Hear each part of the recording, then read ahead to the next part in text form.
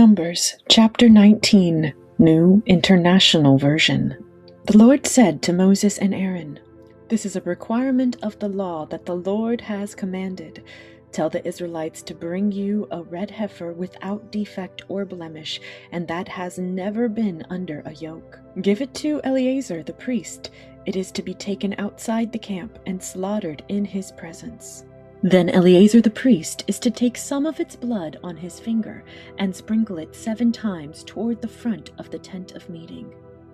While he watches, the heifer is to be burned, its hide, flesh, blood, and intestines.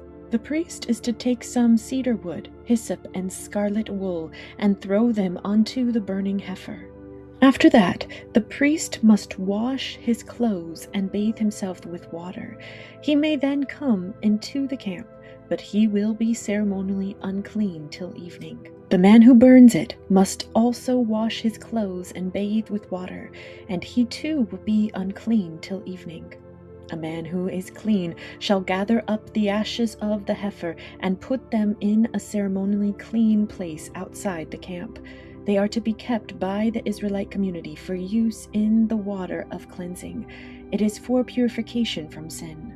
The man who gathers up the ashes of the heifer must also wash his clothes, and he too will be unclean till evening.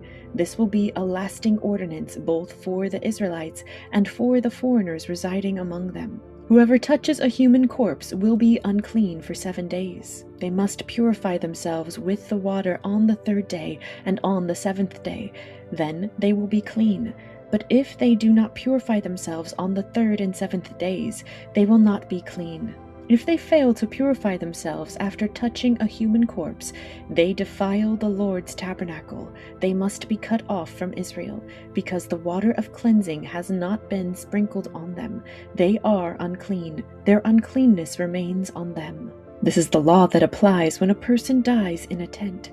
Anyone who enters the tent and anyone who is in it will be unclean for 7 days. And every open container without a lid fastened on it will be unclean. Anyone out in the open who touches someone who has been killed with a sword, or someone who has died a natural death, or anyone who touches a human bone or a grave will be unclean for 7 days.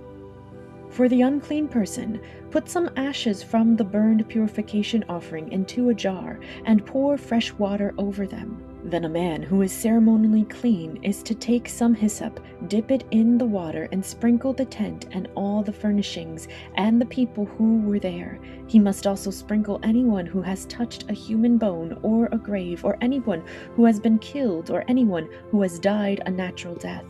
The man who is clean is to sprinkle those who are unclean on the 3rd and 7th days, and on the 7th day he is to purify them.